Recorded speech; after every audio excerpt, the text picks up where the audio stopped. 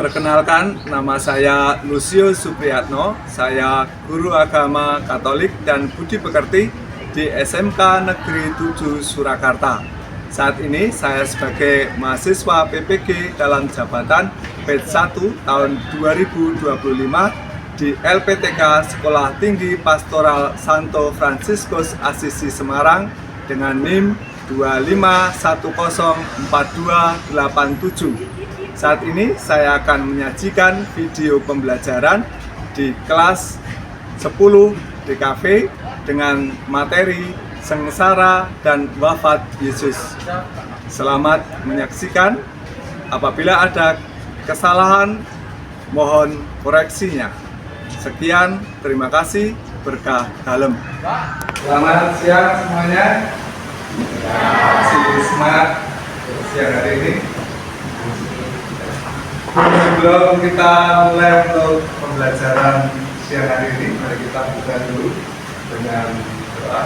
Siapa yang memimpin dan juga dari ibu. Kita buka dengan doa. Siapa yang memimpin? Mari, ya. Amin. Bapa dan Putra dan Yesus. Amin. Minggu lalu kita sudah membahas tentang Yesus mewartakan kerajaan Allah. Pertemuan hari ini kita akan membahas atau melanjutkan materi minggu lalu, bagaimana Yesus yang mewartakan kerajaan Allah. Kalau kemarin kita sudah memaknai kerajaan Allah yang diwartakan seperti apa, bagaimana melalui perumpamaan, melalui tindakan, mujizat Yesus. Hari ini kita akan melihat bagaimana Yesus mewartakan kerajaan Allah itu melalui apa yang dia lakukan lewat sengsara dan wafatnya. Kemarin kita membahas pengertian tentang kerajaan Allah, di mana Allah yang meraja, Allah yang menjanjikan tentang keselamatan.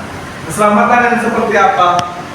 Kita akan mendalaminya pada hari ini melalui sengsara dan wafat Yesus di sana. Apa artinya salib? Apa artinya penderitaan yang sudah Yesus tunjukkan itu bagi iman kita? Apa artinya kematian Yesus bagi iman kita? Kita akan memaknainya bagaimana tentang berkorban, bagaimana apa yang sudah Yesus tunjukkan itu, dan bagaimana kita bisa menerapkannya dalam kehidupan. Di buku halaman 139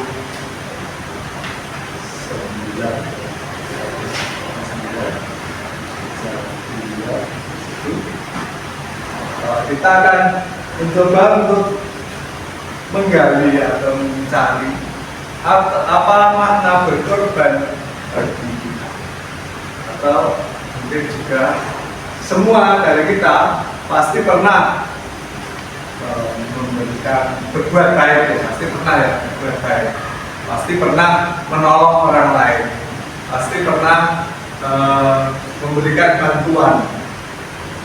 Kenapa kita harus melakukannya?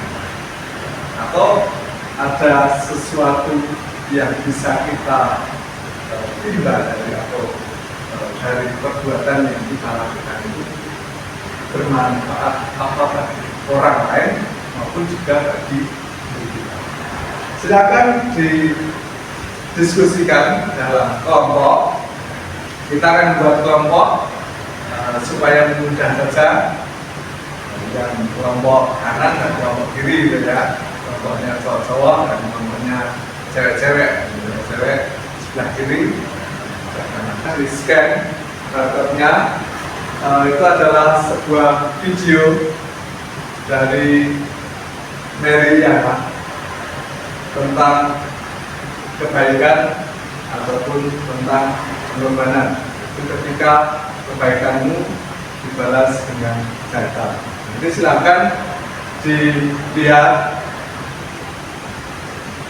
Terus kemudian ada beberapa pertanyaan, sekaligus kalian membaca yang ada di buku halaman 140 tentang cerita korek api dan lilin. Jadi silakan melihat yang di YouTube, kemudian disambung dengan bacaan yang ada di buku. Kalau sudah nonton videonya, silakan dilanjutkan membaca cerita inspiratif yang ada di buku. Kemudian sambil silakan mengerjakan pertanyaan-pertanyaan yang ada dalam lembar kerja.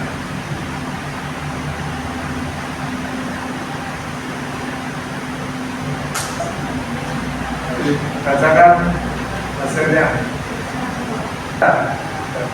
Yang keras ya.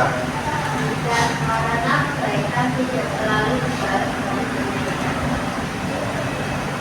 Terus selanjutnya.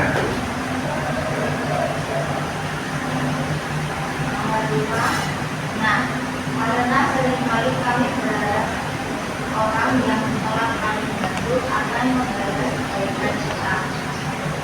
Hal sama. Ya, terima kasih untuk kelompok saya yang sudah memberikan presentasi hasil dari diskusinya. Ada tanggapan dari kelompok kanan, sayap kanan? Ya, ada yang mau ditambahkan? Jelas, berkorban itu memang kadang membuat kita sakit ya. Apalagi kalau misalnya kita sudah memberikan segalanya, ibaratnya mungkin waktu, uang, tenaga, kemudian apa yang kita berikan itu tidak mendapatkan tanggapan yang positif, atau mungkin kadang malah justru ketika kita memberi malah dibalas dengan sesuatu yang mungkin tidak mengenakan. Apakah terus kemudian kita harus berhenti untuk berbuat baik?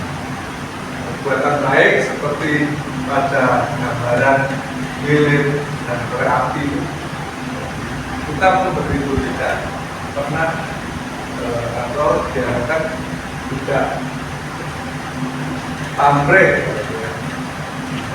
terus dilanjut. Gambaran seperti ini juga yang kemudian akan kita lihat dalam kehidupan Yesus, bagaimana dalam kurban sengsara dan wafatnya di kayu salib. Salib bagi kehidupan. Bagaimana Yesus berkorban? Mengapa? Kita akan membahasnya dalam diskusi juga dengan melihat teks-teks kitab suci yang berbicara tentang hal itu. Bagaimana ketika Yesus yang mewartakan kerajaan Allah, yang berbuat baik, mendapatkan respon yang juga mungkin kadang boleh dikatakan negatif, dimana orang-orang yang pada waktu itu meskipun Yesus itu melakukan mukjizat, melakukan menolong orang atau menyembuhkan orang, melakukan perbuatan-perbuatan lainnya, tetapi juga tidak jarang mendapatkan respon-respon yang tidak baik. Bagaimana Yesus kemudian juga memaknai itu, atau dalam kerangka sejarah keselamatan, apa sih artinya sengsara dan wafat Yesus? Kita akan melihat setelah beberapa, silakan nanti dicek di kitab suci atau dilihat di dalam kitab suci dengan membaca kutipan-kutipan yang ada di situ.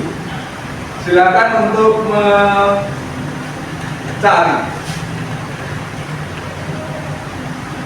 apa tanggapan orang-orang yang ada pada waktu itu ketika Yesus melakukan perbuatan-perbuatan. Apa yang dikatakan dalam kitab suci Perjanjian Lama tentang Yesus itu nanti bisa dilihat dari kitab Daniel dan dari Yesaya.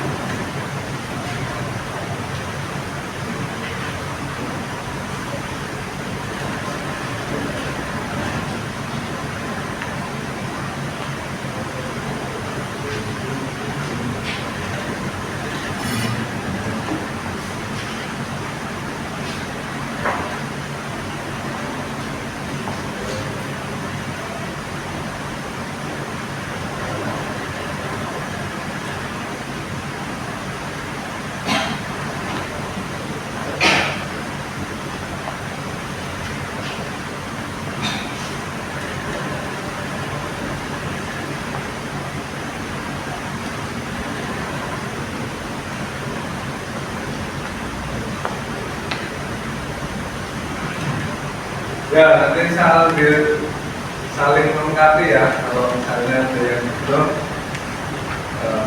kita mungkin kelompok lain yang sedang menjawab.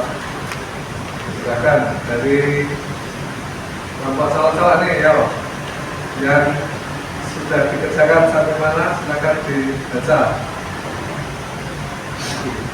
Ya, langsung aja. Pertama teks kitab suci Markus ayat 2, Markus 2 ayat 1 sampai 12. Ini aja, silakan dibaca. Orang-orang menuju Yesus telah berkala. Markus 2 ayat 1 sampai 11. Pergaulannya dengan para pemusikai dan pelanggur. Markus 3 ayat 1 sampai 16 menunjukkan pada hari Sabat. Yohanes 5 ayat 1 sampai 8. Orang-orang menuju Yesus telah berjalan.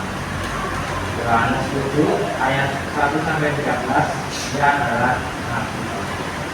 Yohanes 10 ayat 22 sampai 39 Yesus dianggap orang melakukan kejahatan melawan agama Yahudi. Daniel 9 ayat 25 sampai 26. Selalu begini dan mengambil doa ini dan diperintah untuk membangun kembali Yerusalem.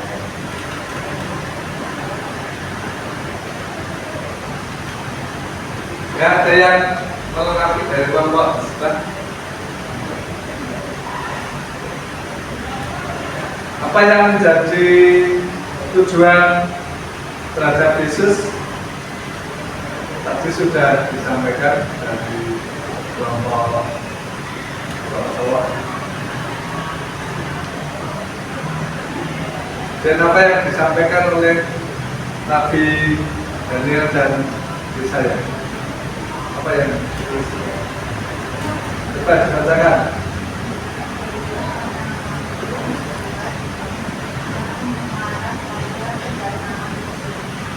Tentang kedatangan Mesias. Terus Mesias harus seperti apa? Dalam Yesaya apa? Ditulis.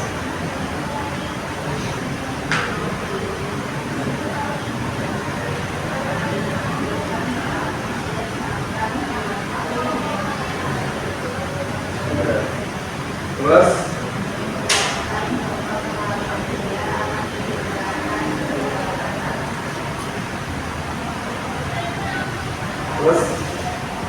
apa yang Mesias harus seperti apa?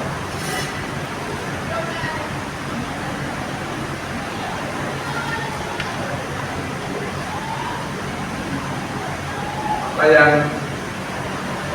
akan ditanggung oleh Mesias menurut Yesaya.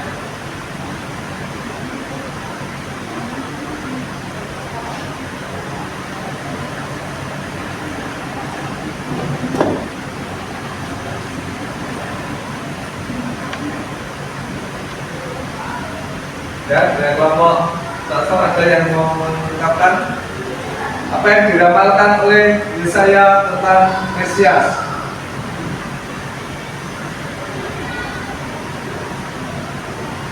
Coba. Ya. Nah, dari Daniel gimana? Selalu minggu dan 62 minggu dari perintah untuk membangun kembali Yerusalem. Sedangkan saya bagi dua seorang hamba yang telah diberi Tuhan untuk menegakkan keadilan bagi bangsa-bangsa dan membebaskan orang-orang dari dosa. Ya, itu ramalan tentang kedatangannya. Terus ada nggak yang menyatakan Mesias harus seperti apa? Harus menanggung apa?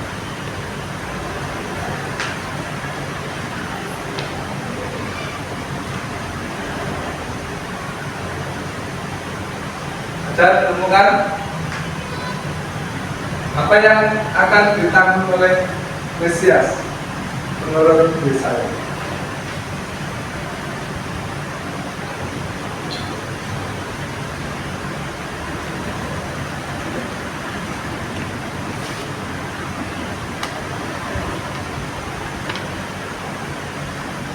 Dan jawabnya.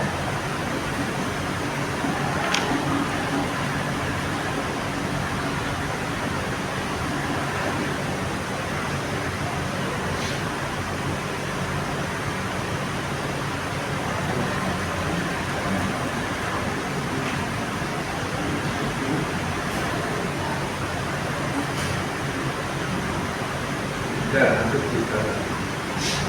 Ya, Daniel dan Yesaya memberitakan tentang bagaimana Mesias itu harus menanggung sengsara.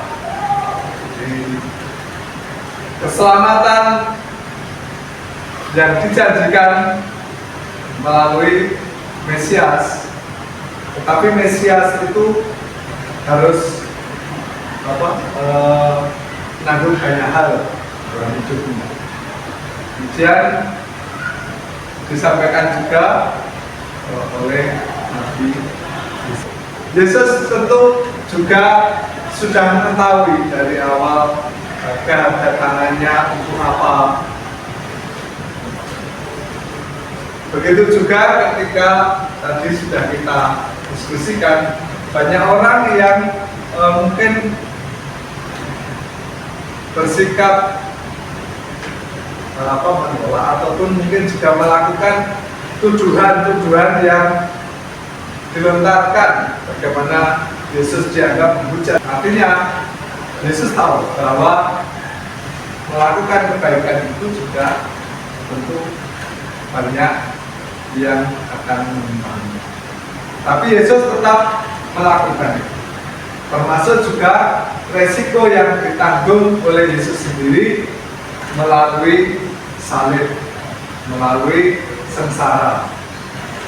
Bagaimana kemudian tuduhan-tuduhan yang dilakukan itu mengarah ataupun kemudian membawa Yesus dijatuhi hukuman mati atau melalui jalan.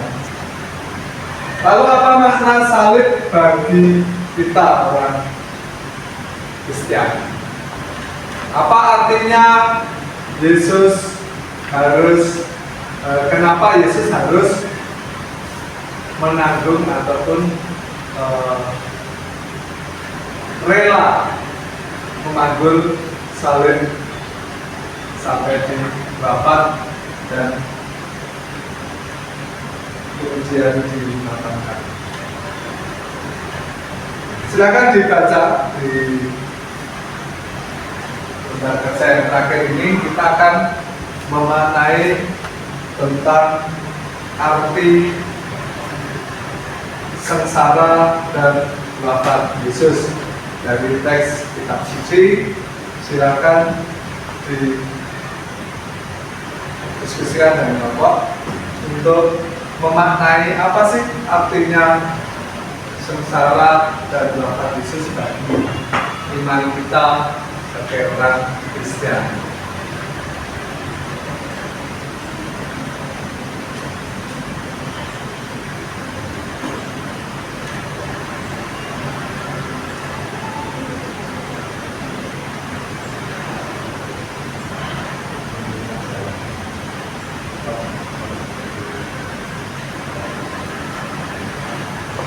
Ya, ya, silakan dibacakan hasil diskusinya.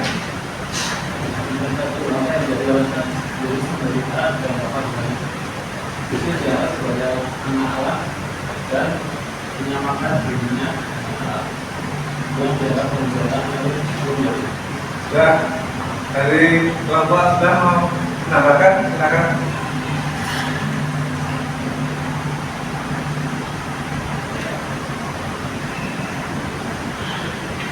Ya, silakan. Apa yang menjadi alat pemerintahan adalah alasan utama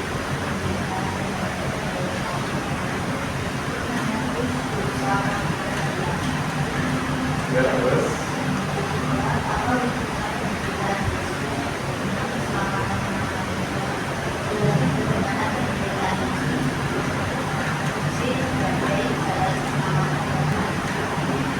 Ya, terima kasih. Jadi kita coba untuk sekilas melihat bagaimana yang sudah kita diskusikan ini untuk memaknai sengsara dan wafat Yesus. Kita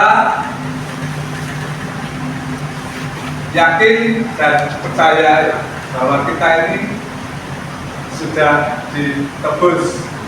Penebusan yang dilakukan ataupun yang kita terima adalah penebusan yang dilakukan oleh Yesus. Melalui apa? Melalui sengsara dan wafat. Artinya Yesus melakukan perbuatan itu ataupun melakukan penebusan itu untuk memberikan keselamatan. Mata-mata memberikan keselamatan. Itu menjadi bukti apa? Bukti bahwa Allah sungguh-sungguh mencintai manusia.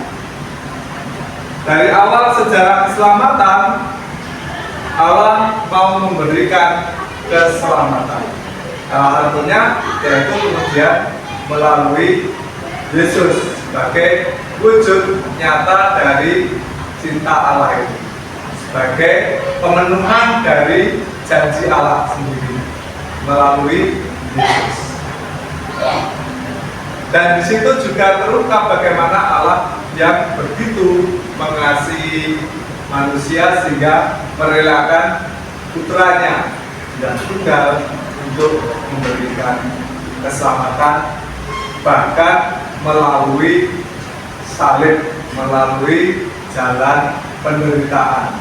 Ini menjadi contoh, menjadi teladan bagi kita yang mengimani dan mengikuti Yesus, supaya kita semakin mampu untuk berkorban, semakin mampu untuk memberikan apa yang kita miliki, apa yang kita bisa membantu sesama.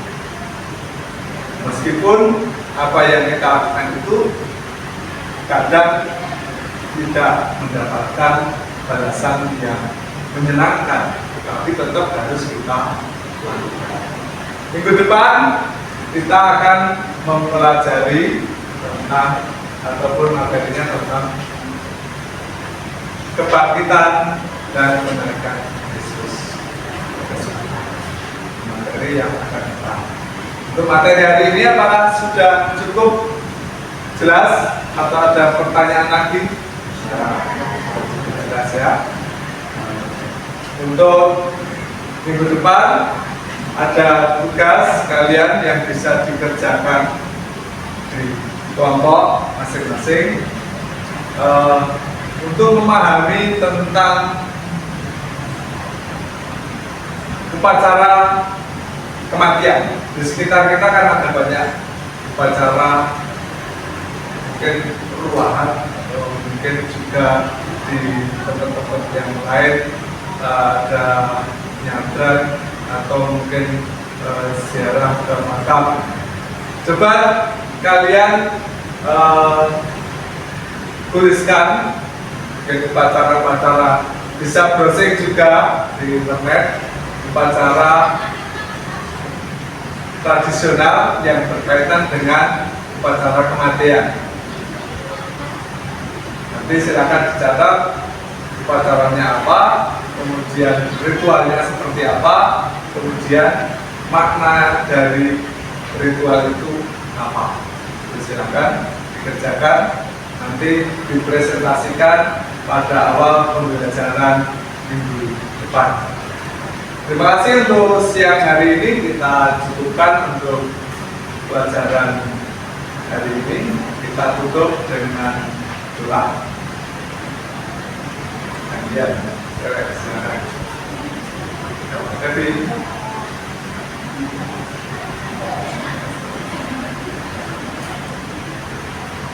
Ya, silakan.